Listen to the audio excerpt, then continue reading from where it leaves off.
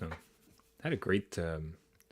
I think I beat my streaming record on Friday. I think I did 6 hours. Whoa, Yeah, I man, this is went the to two best in the thing that's morning. happened to you. It's just Wow. so much fun. Well, people actually show. It was going to be fun, and I thought maybe some people would check it out, but there's like some really cool people who show up. Cipher, Papa Perseus, a few other like guys that show up, and they were showing up like weekly, and they were helping me play. So it was like I was playing better. They're helping with my decks, and it was great. So that was all good. The one almost side effect now is that whenever I play the game, I'm thinking about streaming in the back of my mind. Where Hmm. there was a every season you can pick up a card for free, and a card like a very good card, and they'll rotate through them for the entire season. And every 7 hours, it's a new one. It's hey, do you want this one? We can only do once. And this Okay. card showed up, and my first thought was like, I wish I was live, and I could ask just everybody watching, should I get this card? It looks pretty sweet. I don't want to ruin it. I don't want to waste my pickup for nothing. And so I'm like conditioned now, where it's like, I really wish I could use the Yeah. knowledge of the masses to help me with my decisions on this game. Is it fulfilling some sort of childhood, dream where you're like everyone gathers around you at recess because like you're making the most hacky sack places and now it's like video games, like everybody's like All right. gathering around like, oh, it's Trevor, there he goes. He's I suppose popular. I suppose for some folks, I can't say no childhood thing for me, no. No? But Okay. I would imagine like the I'm sure you've been in a moment too where you were just absolutely on fire and your buddies are gathered around you and like they're all cheering for you to try to beat the boss. So even like now you're kids, right? Where Right. the kids are like watching you play and it's like, come on, Dad, you can do it. And you're right on the edge. You're just on Oh, the razor's totally. edge, Yes. trying to and then that moment of like jubilation when you actually complete it, like just high fives being thrown around. Dude, we lost the arcade, right? Like there's not too many Yeah. arcades, but that's where that was. That's where that took place and like strangers like, yeah, yeah, look, high score. So Jeff's I a sub yeah. legend. So to that point, I guess it's true. Not the only difference is I'm not pulling out great feats of Oh, victory. well, It's more people taking pity on a lowly people. Because my like collection level call it like 1800, and okay. that's useful in comparison because the people who are watching me stream have collection levels of like 60,000.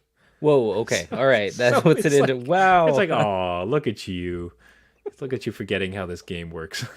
Just pats you on the head. Thank you for Good playing your job. little game. But Yeah. that was my first thought was like, man, I wish I was live, and then I could get the wisdom of the crowd to help me make this decision. But what can I tell you? All right, we are live across the systems. We are ready to go because we are live. The adult beverages are poured. The kids are asleep. Welcome to New Dad Gaming, a show about fatherhood, gaming, and new fathers figuring out their gaming lives. My name is Trevor, and I have an 8-year-old and a 6-year-old. And I'm Jeff. I have a 13-year-old and a 10-year-old. So when you have kids, some parents seem to like to think, although I will let me throw it into the catchphrase that I tend to forget every single time. On this show, we try to demonstrate that just because you became a dad, Does not mean it's game over.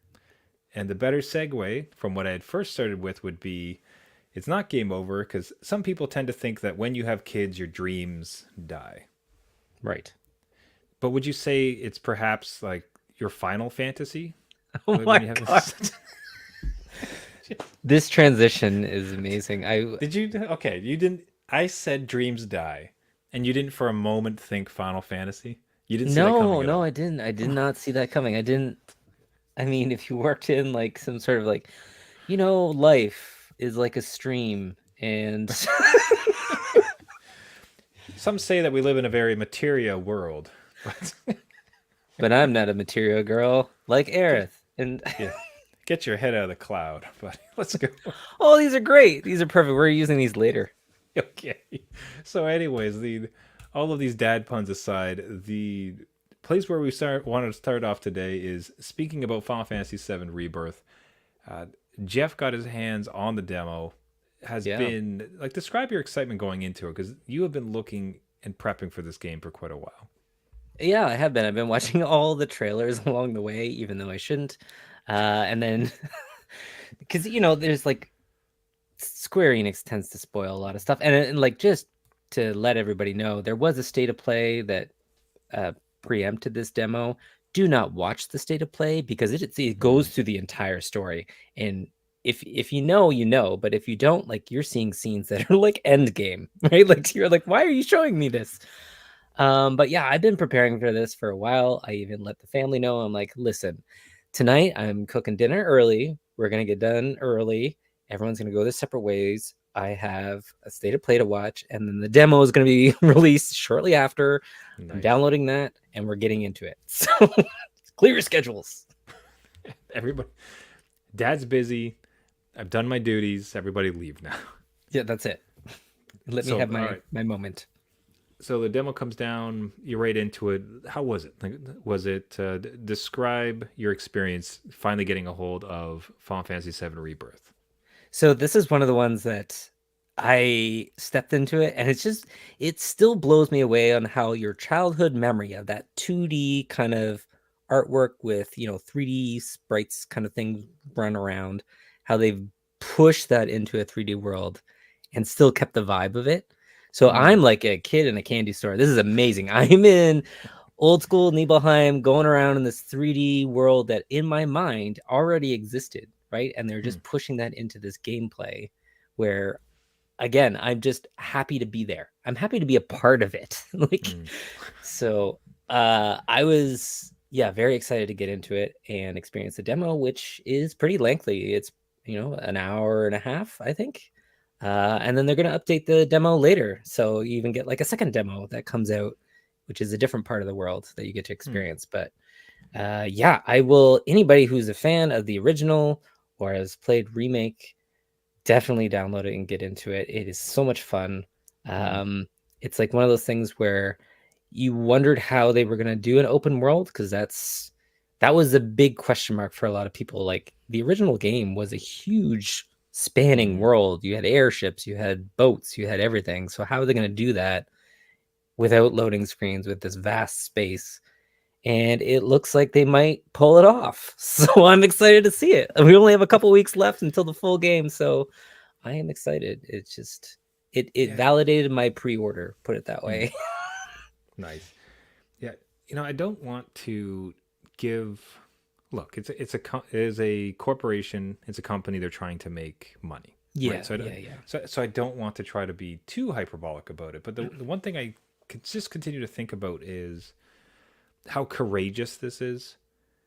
The fact that they would take such a property, such a beloved, like cornerstone gaming property as Final Fantasy VII, and then have the artistic vision and merit and the again like the courage to go after it in an actual meaningful way, right? You Yeah. could just upres it and like, okay, here you go, fanboys, enjoy it, and 10 out of 10s, everybody kind of gets it. But the for them to, as you said, in your what you just mentioned, like capture the vibes, but then drag everything about this game into a modern setting, a modern gaming style, and be willing to like play with the material of it, like play in the world. So it's the reimagining of it. Like, Yeah. Yeah. And is that how again, you take it? Like, I'm just really, I'm so happy that this thing kind of exists in it and how they've done it.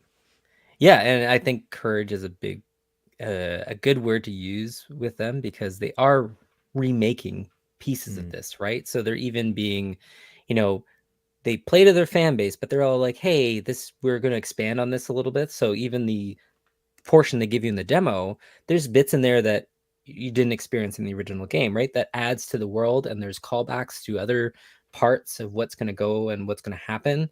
And there's a lot of flashbacks that you did not play. So Mm. even just expanding upon it and being able to experience, like, hey, those are my childhood memories, but now they're actually like, you know, molding them a little bit like clay, Mm. and just I get to experience almost like it was new again, right? So Yeah, I that guess kind that of just gave me that sense.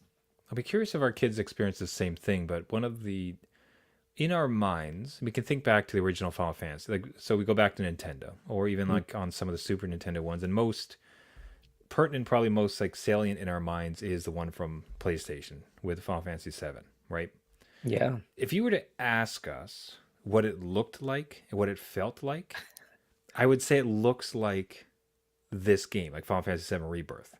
You Yeah. know, as far as like the action, the graphics, like those intense moments, like this is what it looked like as far as my memory is concerned, and they somehow have managed to. It just seems like they really understood the assignment and have managed to kind of like pull that essence out and to do it. So it wasn't just okay. Here's a game. We need we need a name that people recognize. I'll just call it Final Right. Fantasy. We're done. Yeah. Like it seems like there's just people who are completely steeped in that game and played it along with us during that time. And here we are, right? Yeah, they put a lot of care into it, and you can see that come through in a lot of this. So I'm with you. Like, I think anybody that can, grab a hold of that again and get into this demo in the Rebirth world, will be pleasantly, not surprised, but like excited to be there. Hmm. Yeah. Yeah, their faith in the company and then the property will be rewarded.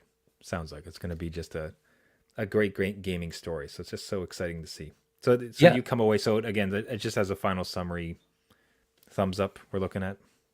I will be living in this world probably of when launch happens at the end of the month for a good, I don't know, Witcher 3 is my standard. So that took me about 9-10 months. I'll probably be in here for about that. Yeah, hopefully it won't be my final fantasy, but yeah, no, I'll be here for a while. So yeah, thumbs up for anyone that has a PS5 and is able to get it. Very good. Now, if you need your chocobo itch scratched a bit faster than when this will actually release, there is the previously mentioned Crisis Core, and I believe a listener had actually turned you on to the fact that the remake of Crisis Core, which is originally a PSP title, if everybody remembers that doomed console, little handheld, the Crisis Core came out, but again, kind of like a smaller, beloved version of it, but one that you had never played, but a listener had turned us on to perhaps check out this re-release that came out. Yeah, thanks to DJ Ronnie B or Light Party Podcast, who's like, hey, there's a lot of Easter eggs in that Rebirth demo. You should really play Crisis Core. I'm like, you know what? I probably should, because I did miss out on it. But you didn't own a PSP? I did. I didn't get around to this one. I don't know what happened. You of all people. I know, right? Like I should have had it. Like that should have been my first game.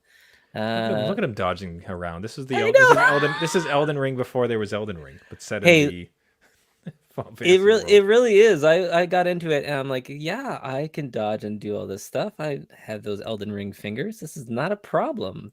Like I'm not sure about what there's a gambling kind of lottery thing that's going on in the top left corner. I still haven't completely learned all the ins and outs of this game, but I'm having a blast with it. So thank you again, DJ Ronnie B, for like suggesting it and maybe like planting that seed a while ago. Or like, hey, you should really play Crisis Core. And I never really got into it until it was on sale. I'm like, you know what? I have a couple weeks to spare before Rebirth. Why not, brush up on some prequel stuff, right? Perfect. Get back and bone up on some Final Fantasy background, fill in some pieces, and yeah, have some preparation for it's like birth classes that we all went through. This is before you get into Rebirth, Jeff. You need baby classes. I think that's a good way to put it, especially with Rebirth and everything. So that's it's great. It's one of those things that just to shout out again, runs well on the Steam Deck, and that's where I'm playing. Again, it's on sale, runs on the Steam Deck. I can play mobile and then watch my Rebirth demo. It's all good. There you go. Everybody wins. We are living in the future, everybody. We are. But as things get rebirthed, other things must die, and apparently that might include Xbox exclusives. So I got a lot of thoughts about this, but let's cue up the story. I have a difficult time believing any listeners are unaware of this story, but why don't walk through kind of the broad strokes of what I'm talking about happening at Xbox? Yeah, so it was just kind of put out there into the universe that some exclusives are going to be making their way to PlayStation. The rumor mill started generating a whole bunch of at first it was like, hey, maybe Indiana Starfield. Jones, Starfield, Gears of War, and then it went into Halo. And it's like, oh, well, Hellblade's not safe. And it just kind of spun from there. And Mm. now you're like, well, I guess Xbox is porting all its games over to PlayStation, right? And I think that's where everybody was kind of at, and like the Mm. brand was dying and everything was going to like burning around. And those gifts where it's just like everything's on fire. Like, Mm. It's like, this is fine. yeah, this is fine. So I think at one point the head of Xbox came in and kind of calmed those waters a little bit, Yeah. or Well, not. yeah. So Phil, so the rumors came out. So Xbox basically says, look, or rumors started to come out that it seems that Microsoft is going to have Xbox games appear on PlayStation. Oh my God, Gear of War, Halo, wherever you want to go. That's it. Yeah. Dear Phil Spencer of Xbox catches wind of it and then basically, and kind of in a subtle way, kind of just confirms it without confirming it. But he states in a tweet or an X, "We're listening and we hear you. We've been planning a business update event for next week where we look forward to sharing more details with you about our vision for the future of Xbox. Stay tuned." It's very So ominous. yeah, and I'd be curious to hear from listeners. Anybody wants to write in, kind of tell us your story. I'd love to kind of play some of those out, and that's at New Dad Gaming on Twitter or anywhere else you can find us, newdadgaming.com. But here's my take. I'm very interested in yours. Is I almost feel like the outrage is manufactured for the clicks, because I try to think about anybody that we've talked to, any of the dads out there. You got a couple little ones in your household. You got maybe a PlayStation, maybe you have an Xbox. You sit there playing. You enjoy sharing games with your family. Oh, this new game came out. This will be fun. And I try to think about that person getting seething, just becoming seething with rage at the thought that Gears of War is going to show up on a PlayStation. Like, burn! Like just flipping tables and throwing their Xbox into the sea because I'm just so upset that a different console can play this game that maybe not I've played. Like, hey, rage fellas, when's the last time you played Halo? When's the last time you played the Halo Infinite? Apparently, it's not doing that great, as far Yeah. as you know what I mean. So I just feel like games media is super excited to report the story that Xbox fanboys are furious and they think it's the death of the company more than people who perhaps have an Xbox really give two cares about it. Hmm. I don't know what's your perspective on it. Yeah, well, as somebody that doesn't really own an Xbox or is in that ecosystem, I view this as like, again, it's a win where I can play those games I haven't been able to play. But putting myself into those shoes of others, I could see like, hey, we've waited this long for something to happen. Your two Mm-hmm. biggest kind of top tier hits kind of, a little bit fizzled, I think is Mm-hmm. fair to say, Mm-hmm. or it didn't move consoles. So to not come with like, hey, we're going to try again and kind of, well, we don't know if they're giving up, but I think the writing was on the wall for a bit. Like everything was moving to Game Pass, right? So I don't think it should be a surprise Mm-hmm. to anyone. I don't think anyone's going to throw out their consoles. I don't think the anger is really there because you still be able to use those consoles. Yeah. Um, Like when I right? log into Everything's there. Xbox, the next time I log into Xbox, this is the only time it becomes a problem. So I log into my Xbox, and you know what? I'm going to play Starfield. And a pop up shows up, a little PlayStation icon. Hey, listen, I'm sorry. Jeff is playing. Jeff is playing Starfield right now. You can't have it because this PlayStation has it. Okay, Right. now it's a problem. That means that the console is useless because I can't play the game. But I still can play the game. It has no bearing whatsoever. And then, I mean, again, they're talking about exclusives, and we just mentioned Crisis Core. Do you know where I can buy Crisis Core? On Steam. Everywhere. And do you know where I can use Steam on? On my Microsoft Windows computer. So what are we talking about? Like I pick up my Switch, you know what game I purchase? Sonic. It's just Right. Yeah. what in the modern context of cloud and digital and everything, like what is the meaning of consoles exclusives? Like there you can get Game Pass, Luna, yeah, Game Pass and Luna on Samsung TVs. You don't need any console. You don't even need a computer. You can just have a Samsung TV hanging on your wall and you can just connect any controller and play it. What is the what is the point of being upset about billion-dollar companies deciding to have more people have access to fun, cool games? Yeah, it's kind of one of those. Okay, so like I I love digital.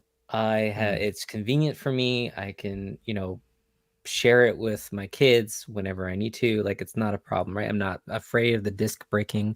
The only thing I can see as a con to this is that if this in fact goes ahead and Xbox is like, hey, you know what? No more consoles. We're just really going to do Game Pass and port all these things over.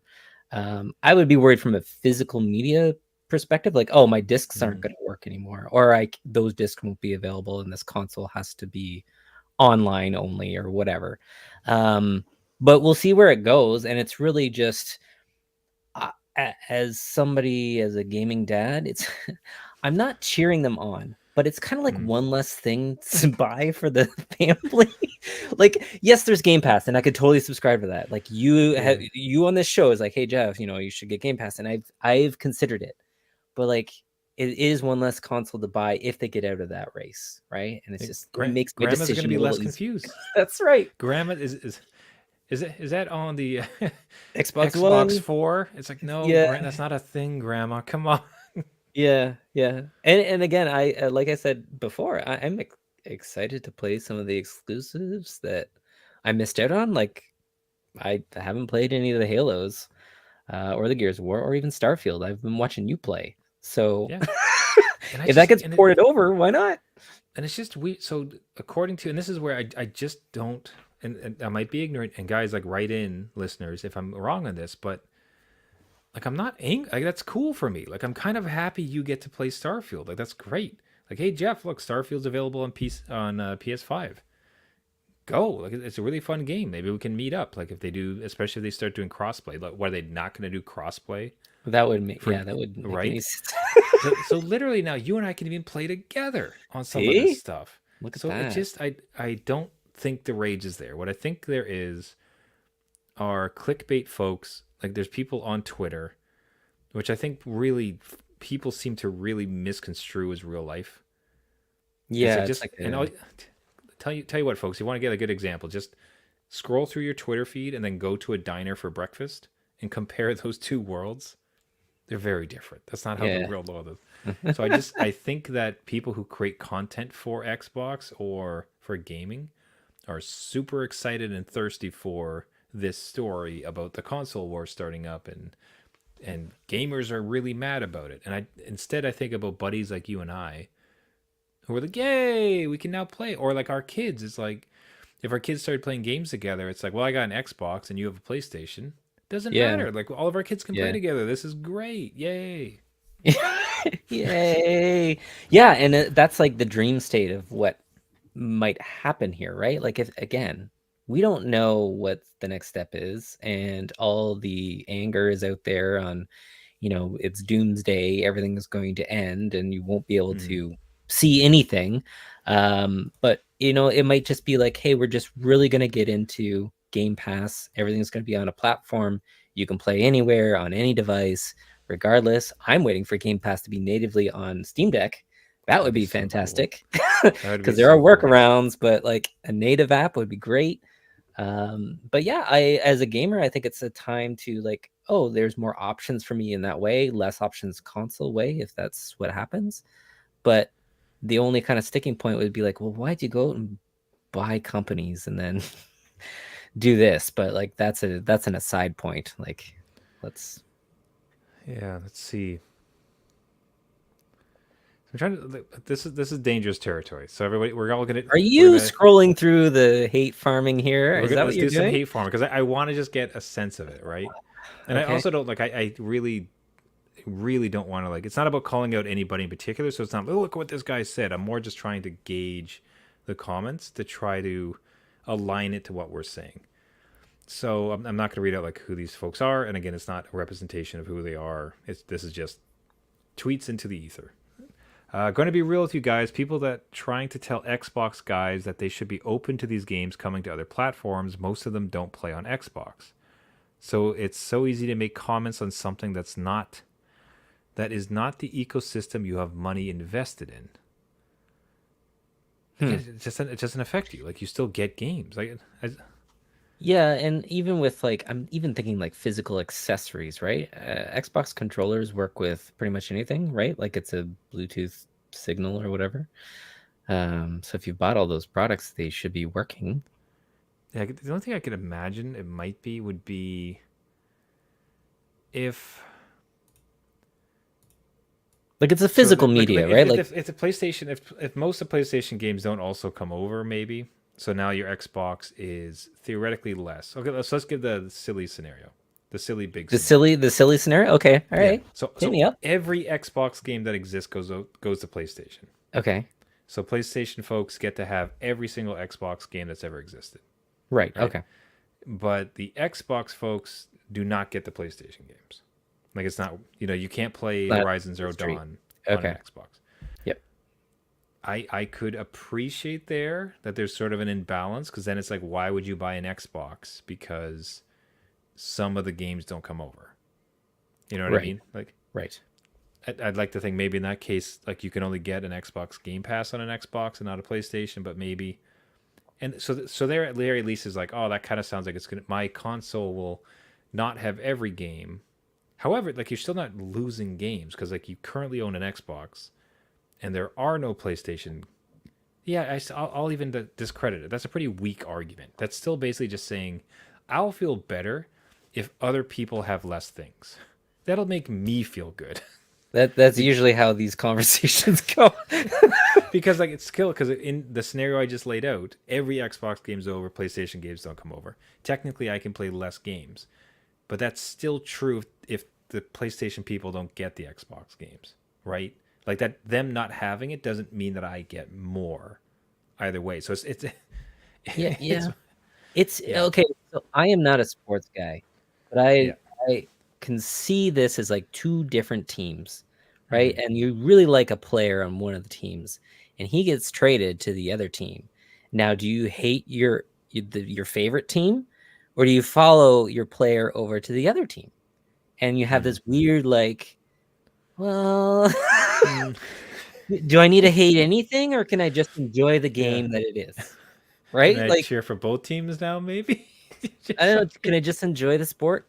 Again, it's just one of those things where I think people pick sides. They have it in their, you know, mantra of who they are, and it's in their identity, and Hmm. they've kind of looked at that a little too much for too long, or maybe they grew up with it and they have memories attached to it, and they don't want to Hmm. see it go. Because I had a lot of friends that were into Sega, and Dreamcast was like, oh my god, this is amazing. Sega's going to Hmm. be alive forever, and then it died, and they're like, well, my one friend just modded it and played everything, but a lot of friends were like, "Oh no, like that was a lot of money, and now I can't Yeah. play the games I love, and what's going to happen, right?" So Yeah. we'll I see where it again, goes. I get it. I get largely though. I just think that's always kind of bothered me too. It almost made even more sense as like if you invest in a platform because there's a lot of games where if you went from PS4 to PS5, most of your PS4 games will play on the PS5. So if the Xbox ceases to exist, if there was any like you can't just move your purchases from the old to new. Now you don't have to sell your old console necessarily. Like it'll still stay there, right? You can keep it going.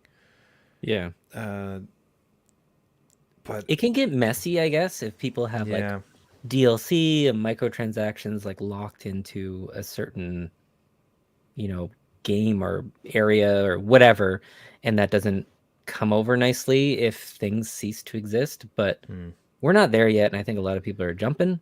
And Microsoft's a $1 trillion company, I think, or very Oh, I close hope so. to. Yeah.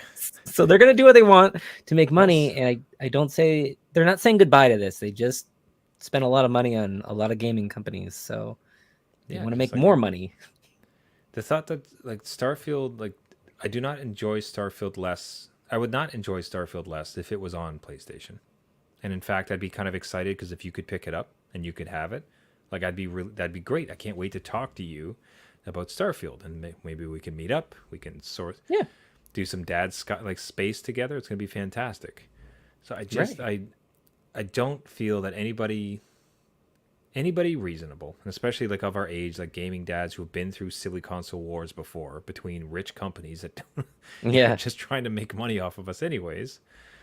They, I just can't see reasonable people caring that much about it. If anything, I think it's kind of great. More games for people, more places. Play games, guys. This is gonna be great.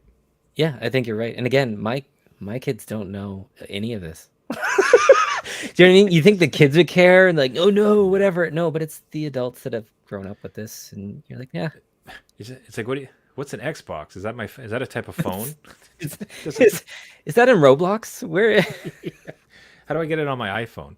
Yeah. Well, you can't. It's like, well, what do I care? what's the point of this? Why are we having this conversation? Yeah, basically. It's like, right. Yeah, these little boxes are kind of a very archaic thing that's dying soon. That's what it is. Yeah. Oh, everybody just get a gaming PC. It'll be fun. Everybody get a Steam Deck. It'll be fun. There you go. Everybody I'm happy. wins. All right, everybody. We'll wrap it up there for the week. Hey, legitimately, if you do have some thoughts on this, would love to hear from fellow gaming dads to see if I have the right pulse on it. I might be completely off, and there might be some really good reasons why Xbox games should not be on PlayStation. But be happy to hear about that. We absolutely adore hearing from you. One of the best parts of doing this show now. So reach out at New Dad Gaming or newdadgaming.com. You can also, and if you like the show at all, what really helps out is if you subscribe. You can find us on any of the major podcasting networks: iTunes, Google Play, Spotify, Caster, anywhere where you get your podcast. Just search for New Dad Gaming. Give us a subscription. And what really helps is a rating and a comment.